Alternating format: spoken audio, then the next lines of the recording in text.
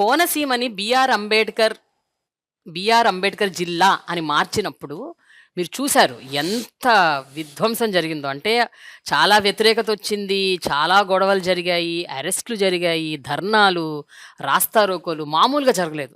మీరేమనుకుంటారు? ఎందుకు అంత అంత స్థాయిలో అంత అంత వ్యతిరేకత వచ్చింది? దానికి మీరు ఇచ్చే సమాధానం ఏమిటి? ఇప్పుడున్న పరిస్థితుల్లో ఆ కోనసీమకి ఆ పేరు ఉండటం అన్నది ఎంతవరకు అక్కడ ఆ ప్రాంతానికి ఒక ఒక గుర్తింపు, ఒక ఎలివేషన్ తీసుకొచ్చిందని మీరు అనుకుంటున్నారు? కోనసీమ ప్రాంతంలో భారతదేశంలోనే అత్యధికంగా బాబాసాహెబ్ అంబేద్కర్ విగ్రహాలు ఉన్నటువంటి ఒక Yeah. ప్రాంతం ఉందంటే Yeah. అది కోనసీమ. ప్రతి పేటలోనూ ప్రతి గ్రామంలోనూ బాబాసాహెబ్ అంబేద్కర్ గారి విగ్రహాలు ఉంటాయి. సో అక్కడ సామాజిక వర్గంగా తీసుకున్నప్పుడు ముగ్గురు ఎస్సీ సామాజిక వర్గానికి సంబంధించిన శాసనసభ్యులు ఉన్నారు, ఒక పార్లమెంట్ సభ్యురాలు ఉన్నారు.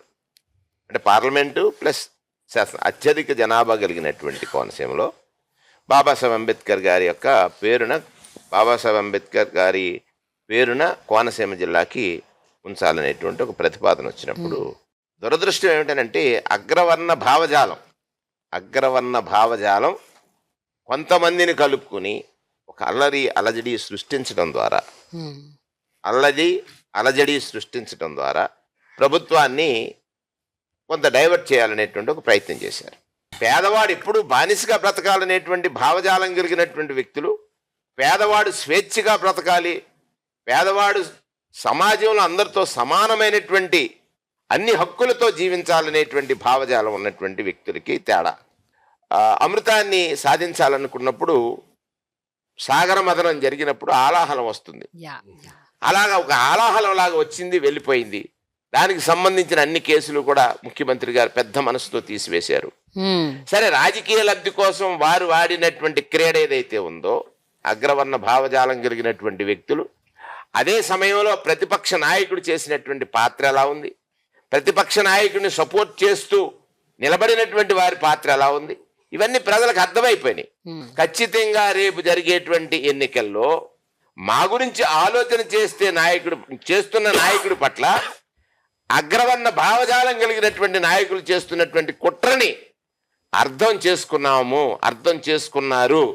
ఖచ్చితంగా రేపు అక్కడ పోటీ చేసే ఏ వ్యక్తి అయినా కూడా, నేను చాలా సందర్భాలు అంటాను, ఇప్పుడు నేను ఒక బీసీ సామాజిక వర్గీయుణ్ణి, అక్కడ పోటీ చేస్తున్నది ఎవరు? నా సామాజిక వర్గీయులు, ఎస్సీ సామాజిక వర్గీయులు, ఎస్టీ సామాజిక వర్గీయులు, మైనార్టీ సామాజిక వర్గీయులు, అన్ని వర్గాల్లో బీసీ సామాజిక వర్గీయులు. జగన్మోహన్ రెడ్డి గారికి సామాజిక వర్గం అని అంటే తన సామాజిక వర్గం కాదు, ఎస్సీ, నా ఎస్టీ, నా బీసీ, నా మైనార్టీ. అదే చంద్రబాబు నాయుడికి సామాజిక వర్గం అంటే నా కమ్మ, నా కాపు. ఇవాళ చిన్నవాడి చైతన్యం ముందు, పేదవాడి చైతన్యం ముందు, పెద్దల కలయిక ఏదైతే ఉందో దాన్ని అర్థం చేసుకునే శక్తివంతుడు పేదవాడయ్యాడు, లేకపోతే ఈ చిన్న కులాల్లో పుట్టినవాడయ్యాడు. అంతవరకు తీసుకొచ్చాడు జగన్మోహన్ రెడ్డి. అదే ఈ రోజు నిన్న జరిగినటువంటి బాబాసాహెబ్ అంబేద్కర్ గారి విగ్రహం కోనసీమలో. ఇప్పుడు ఆ బిఆర్ అంబేద్కర్ జిల్లా అని పేరుని ఎక్కడైతే గొడవలు జరిగాయో ఇప్పుడు మొత్తం సమసిపోయి ఇప్పుడు అందరూ దాన్ని మనస్ఫూర్తిగా ఆహ్వానిస్తున్నారు. ఖచ్చితంగా ఆహ్వానించక తప్పదు. బీహార్లో ఈ మధ్య ఒక క్యాస్ట్ సర్వే జరిగింది. ఆ క్యాస్ట్ సర్వేలో ఆల్మోస్ట్ 63% ఓబీసీలు, ఈబీసీలు ఉన్నారని తేలింది. ఆంధ్రప్రదేశ్లో కూడా ఏదో అట్లాంటిది ఒకటి చేశారు అని విన్నాను, correct me if I'm wrong. But ఒకవేళ అలాంటి చేసుంటే ఇక్కడ ఎలాంటి అవుట్కమ్ వచ్చింది, మీరేం గమనించారు? అండ్ ఈసారి జరగబోతున్న ఎన్నికల్లో ఇది ఏ రకంగా ఇన్ఫ్లుయెన్స్ చేస్తుంది అనుకుంటున్నారు? అంటే ఈ క్యాస్ట్ సర్వే అన్నది how is it going to influence the vote of YSRCP?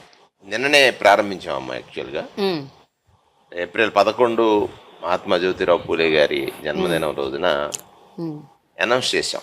Last year announce చేశారు. Yeah, okay. బీహార్ ఏ మోడల్లో చేస్తుంది, బీహార్లో ఏ విధమైనటువంటి అడ్డంకులు కల్పించారు, కోర్ట్స్లో ఎట్లా వాళ్ళు ఛాలెంజ్ చేశారు, ఎవ్రీథింగ్ మేము చాలా క్లోజ్గా మానిటర్ చేసి లాస్ట్ క్యాబినెట్లో నిర్ణయం చేయటం జరిగింది. నిన్న ఏదైతే సామాజిక న్యాయ రూపశిల్పం ప్రారంభమైందో నిన్న నుంచే క్యాస్ట్ సర్వే స్టార్ట్ అయింది. ఆ రకంగా కూడా నివాళి ఇచ్చామని చెప్పాను ఇంతకుముందు. సో ఇక్కడ ఇది చాలా సుదీర్ఘమైనటువంటి కోరిక.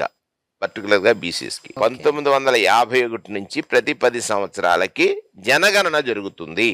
21లో జరగాలి, జరగలేదు, జరగలేదు, పోస్ట్పోన్ అయింది. ఆ సందర్భంలో మేము శాసనసభలో ఒక సుదీర్ఘమైన చర్చ చేసి జనగణన జరిగే సందర్భంలో కులగణన కూడా చేర్చాలి అనేటువంటి ఒక డిమాండ్ ఉంది రాష్ట్ర వ్యాప్తంగా, పర్టికులర్గా బీసీస్లో.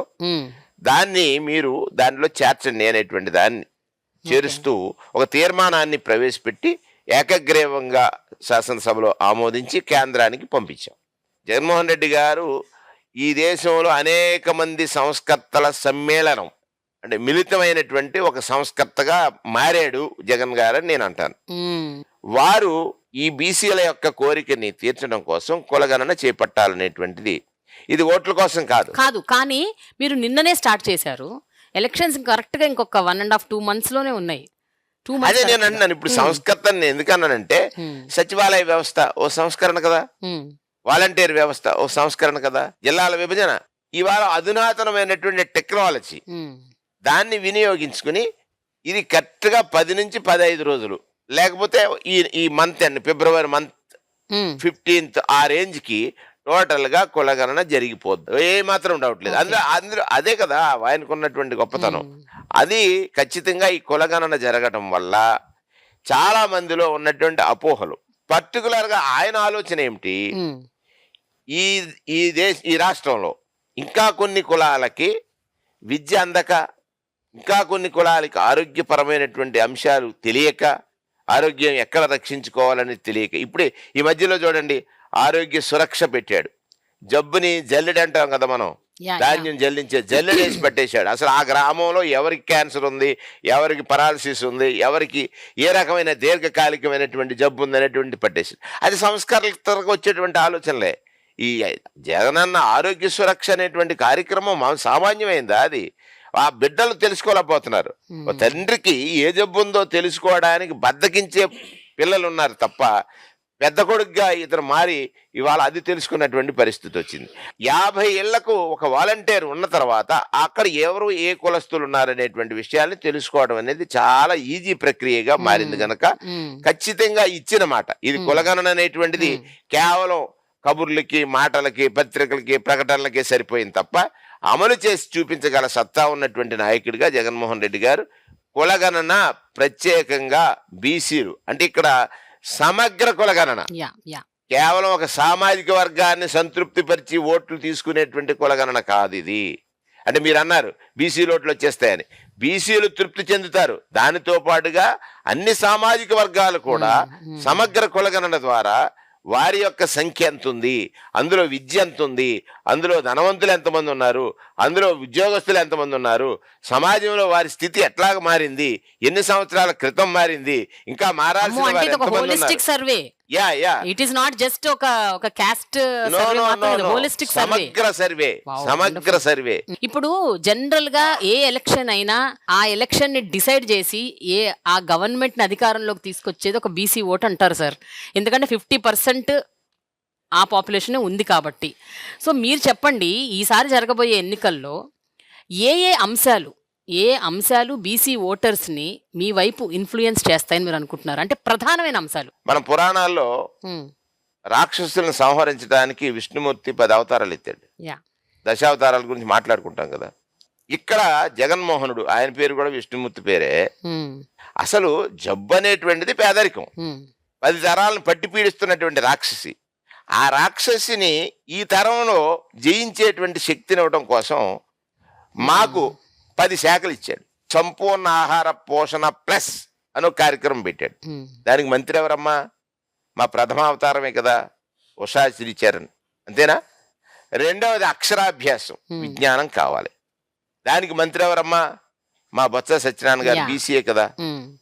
మూడవది ఆహారం అవసరం, బొవ్వ, ఇదిగో ఇక్కడ ఉన్నారు కదా నాగేశ్వరరావు గారు, ఆయన సివిల్ సప్లైస్ మినిస్టర్. మాకు బలం అవసరం. 4వ వాడు మా అప్పలరాజు గారు, చేపలు, మాంసం, కోడిగుడ్లు, పాలు అన్నిటికీ మంత్రి ఆయన. 5వది తిన్న తర్వాత అప్పుడప్పుడు కొంచెం అనారోగ్యం కలుగుతుంది, దాన్ని రక్షించడానికి మా రజనమ్మ, ఆవిడెవరు? బీసీఏ కదా. ఏమన్నా చెప్తున్నారు రజనమ్మ బీసీఏ కదా. 6వది మాకు భూమి లేదు, మాకు ఎక్కడో చోట ఇప్పుడు కొన్ని లక్షలాది ఎకరాల భూమిని పంచారు, ఇళ్ల స్థలం లేదు. ఈ భూమి మీద పుట్టాడు తప్ప తనకంటూ గజం భూమి లేని వాడికి 73 సెంట్లు అంటే 73 గజాల భూమిని ఇచ్చేటువంటి అవతారం ఎవరు? ధర్మాన ప్రసాదరావు గారు. 6వ అవతారం. ఎప్పుడో కాలువ గొట్లని, చెట్ల మీద పుట్ల గట్లని బతుకుతున్నాం, ఇల్లు కట్టుకోవాలని కోరుకుంది. అది తీర్చేటువంటి అవతారం ఎవరి చేత ఎత్తించాడు? మా జోగి రమేష్ గారు. అసలు మీరు 7వ అవతారం. 8వ అవతారం ఎవరనుకుంటున్నారు? మా జయరాం. ఇది ఇన్సూరెన్స్, మా జీవితాలకు భద్రత ఇచ్చే ఇన్సూరెన్స్. మాకు కూడా రాజకీయాల్లోకి రావాలి. రాజకీయాల్లో ప్రథమ పాఠశాల ఏమిటి?